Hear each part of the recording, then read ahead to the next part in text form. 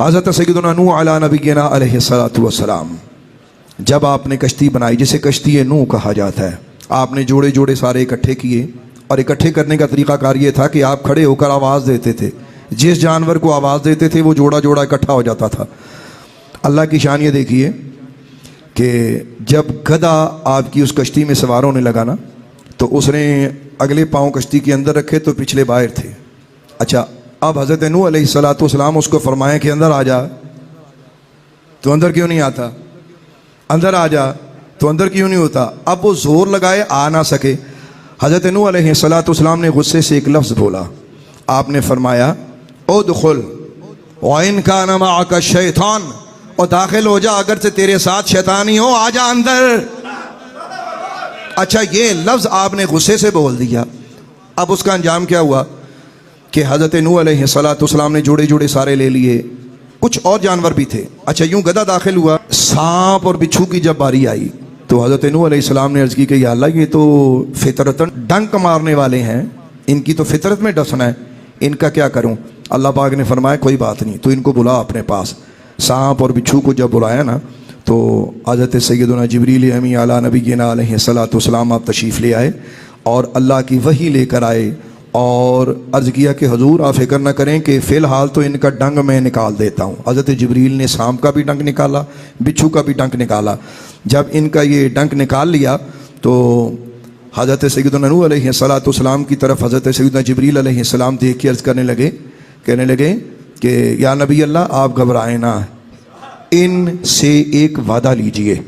اب سانپ اور بچھو نے آپ سے ایک وعدہ کیا، سنو وہ کیا وعدہ تھا، اور یہ امت محمد عربی کو پہنچاؤ، اسے فائدہ حاصل کرو۔ سانپ اور بچھو نے حضرت نوح علیہ الصلوۃ والسلام سے یہ وعدہ کیا، اور وہ وعدہ کیا تھا؟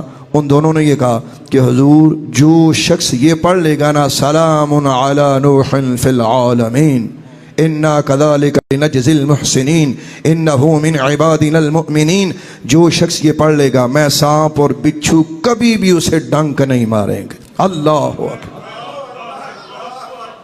لیجیے جی فارمولہ اپنائیے، فائدہ ہو گیا، آزمائیے۔ اسی لیے بعض بزرگوں نے کہا ہے کہ آپ کہیں جائیں، کوئی ایسی جگہ ہو جہاں لگتا ہے آپ کو کہ سانپ اور بچھو ہوں گے، تو فرمایا یہ 2-4 بار پڑھ کے پھونک لو، زمانے کو کچھ ہو سکتا ہے، جس نے پڑھا ہوگا اسے کچھ نہیں ہو سکتا۔ اللہ اکبر!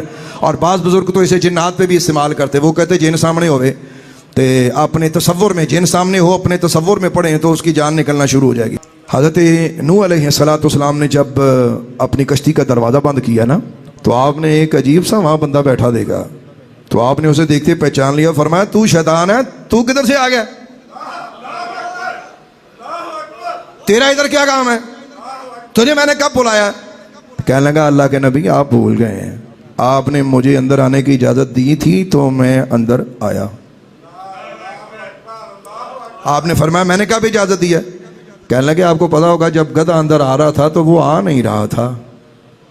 آپ نے فرمایا ہاں۔ کہنے لگا کہ میں اس کی دم پکڑ کے پیچھے کھڑا ہوا تھا، وہ اندر آنا چاہتا تھا میں اسے پیچھے کھینچتا تھا، وہ اندر آنا چاہتا تھا میں اسے پیچھے کھینچتا تھا۔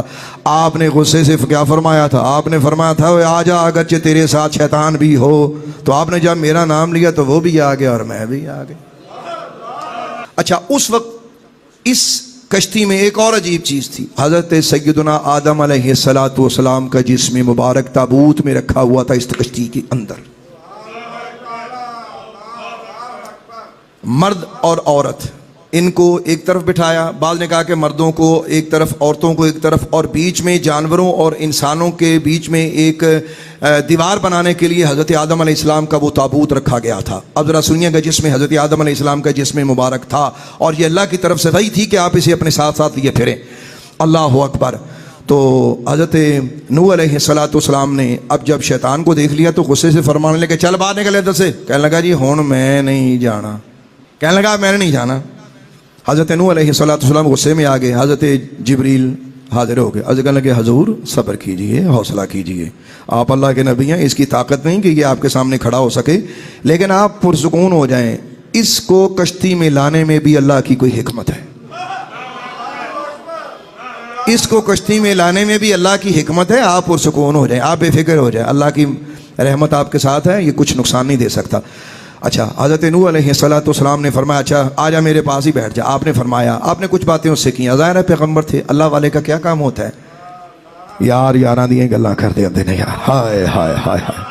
حضرت نوح علیہ السلام نے اس سے فرمایا اوے تجھ پہ اللہ نے اتنی مہربانیاں کی, کیا کیا کرم نوازی تجھ پہ خدا نے نہیں کی تھی, اور تو نے اپنے مالک کی نافرمانی کیوں کی؟ کیوں تو ابلیس اور شیطان بنا؟ کیوں تو مردود بارگاہ الہی بنا؟ آخر کیوں ایسا کیا تو نے؟ اچھا شیطان نے بہت ساری باتیں کی, بہت سارے سوال و جواب ہوئے. تو حضرت نوح علیہ السلام نے فرمایا کہ تیرا مین گناہ کیا تھا؟ اس نے کہا جی مین ایشو یہی ہے جو آپ کے پاس ادھر پڑے ہوئے ہیں کشتی کے اندر, یہی مین ایشو ہے میرا. اس وقت بھی تھا. تو حضرت نوح علیہ السلام نے فرمایا کہ کیا مین ایشو ہے؟ اس نے کہا جی اللہ تعالیٰ نے فرمایا تھا کہ اس کو سجدہ کر. کیا بلا؟ تو میں نے سجدہ, یہ ایشو ہے میرا, اسی وجہ سے میں وہاں سے نکالا گیا.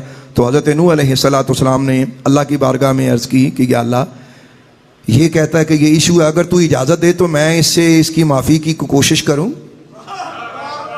یار پیغمبران دا مقام دیکھو, اللہ اکبر, کہ وہ شیطان کو بھی اللہ کا بنانا چاہتے ہیں. اللہ اکبر. اللہ پاک نے اجازت دی, ٹھیک ہے پیارے نبی جیسے تیرا ارادہ ہو تو کر لے. اچھا اب حضرت نوح علیہ السلام نے شیطان کو یہ فرمایا, فرمانے لگے کہ تجھے یہ حکم تھا کہ آدم کو سجدہ کر. کہنے لگے جی ہاں. کہتا کیا؟ کہتا نہیں. تو فرمایا اچھا اب اس طرح کرنا, تو ان کے تابوت کو سجدہ کر دے تو میں اللہ سے معافی لے کے دینا میری ذمہ داری ہے. چل آ جا, سجدہ تو کر, اس تابوت کو سجدہ تو کر دے, اور اللہ سے تجھے معافی طلب کرا کے دینا یہ نوح کا کام ہے. میرا وعدہ رہا کہ میں رب کو تنوں معافی لے کے دواں گا. تو سجدہ کرنا تیرا کام ہے, تے معافی لے کے دینا میرا کام ہے. آ جا. اچھا او شیطان ابلیس نے بڑے بڑے ویکھے, نہیں سمجھ میں آ رہا. رب دے اگے جڑا آکڑن والا او دے سامنے نبی کی ہوندا ہے؟ نعوذ باللہ. کہنے لگا لو یہ تو وہی گل ہو گئی نا کہ زندے نو سجدہ کیتا نہیں, ہن موئے نو سجدہ کراؤنے.